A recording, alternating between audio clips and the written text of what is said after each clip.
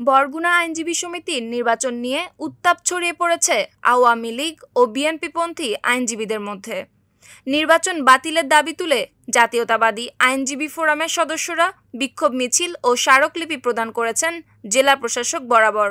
এ সময় বহিরাগতরা প্রার্থীদের ব্যানার খুলে নিয়ে যায়। গতকাল সোমবার দুপুর ১টায় জাতীয়তাবাদী ফোরামের সদস্যরা বিক্ষোভ মিছিল করেন।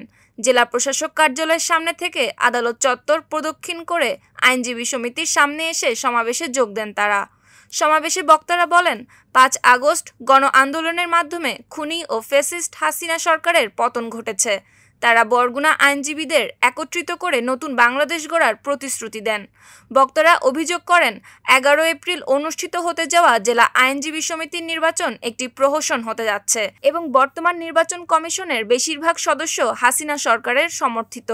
আমাদের বিরুদ্ধেও তারা বিভিন্নভাবে বিভিন্ন ধরনের প্রোপাগান্ডা ছড়িয়ে এসেছে। তাদের আন্ডারে গিয়ে একটা নির্বাচন করা প্রকাণ্ড পরিমাণ অন্যায্য একটা ব্যাপার। এবং এখানে দেখবেন যে বিভিন্ন প্রতিনিধিও রয়েছে যারা আওয়ামী লীগের সাথে প্রকাশ্যে সম্পৃক্ত এবং তারা এই যে জুলাই অভ্যুত্থানকে নস্যাৎ করার জন্য বিভিন্ন ধরনের প্রচেষ্টা চালিয়েছে এবং বিভিন্ন ফ্যাসিজমের সাথে সম্পৃক্ত নেতাকর্মীদের মামলাও তারা পরিচালনা করে আসছে। তো সেসব ২০২৫ আমাদের ইলেকশন হওয়ার কথা।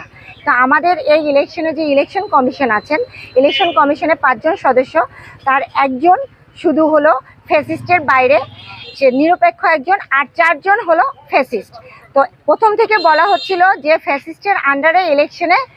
এর আগে শনিবার রাতে সমিতির বর্তমান সভাপতির বিরুদ্ধে আদালত চত্বর, উকিলপট্টি ও জেলা প্রশাসকের কার্যালয়ের আশেপাশে লাগানো পোস্টার নিয়ে উত্তেজনা সৃষ্টি হয়। জাতীয়তাবাদী ফোরাম থেকে সভাপতি পদে মোহাম্মদ জিয়াউদ্দিন ও সাধারণ সম্পাদক পদে মোহাম্মদ জাফর ইকবাল, অন্যদিকে আওয়ামী আইনজীবী পরিষদ থেকে সভাপতি পদে মাহবুবুল বারী ইসলাম ও আখতারুজ্জামান বাহাদুর এবং সাধারণ সম্পাদক পদে মোহাম্মদ হাবিবুর রহমান আকন ও হুমায়ুন কবির পল্টু প্রার্থী হয়েছেন। জাতীয়তাবাদী আইনজীবী ফোরামের প্রার্থী মোহাম্মদ জিয়াউদ্দিন বলেন, তিনি তার প্যানেল দিনরাত পরিশ্রম করছেন। কোনো বিতর্কিত পোস্টারিং করা তাদের কাজ নয়, বরং এটা আওয়ামী পরিষদের নিজস্ব চক্রান্ত হতে পারে, যাতে তাদের দোষারোপ করে সহানুভূতি কুড়ানো যায়। অন্যদিকে মাহবুবুল বারী জানান, তিনি ৩ বার সাধারণ সম্পাদক ছিলেন, এখন সভাপতি। তিনি আওয়ামী লীগের সদস্য নন, তবে তাদের রাজনৈতিক মামলা পরিচালনা করেন, এজন্য তাকে টার্গেট করা হয়েছে। এসব নিয়ে তিনি বিচলিত নন।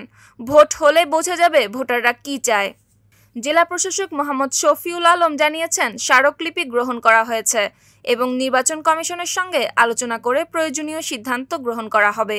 নির্বাচন কমিশনার সোহরাব হোসেন মামুন জানান, সেখানে কি হচ্ছে সেটা কমিশনের দেখার বিষয় নয়, তারা সুষ্ঠু নির্বাচন আয়োজনের জন্য প্রস্তুত।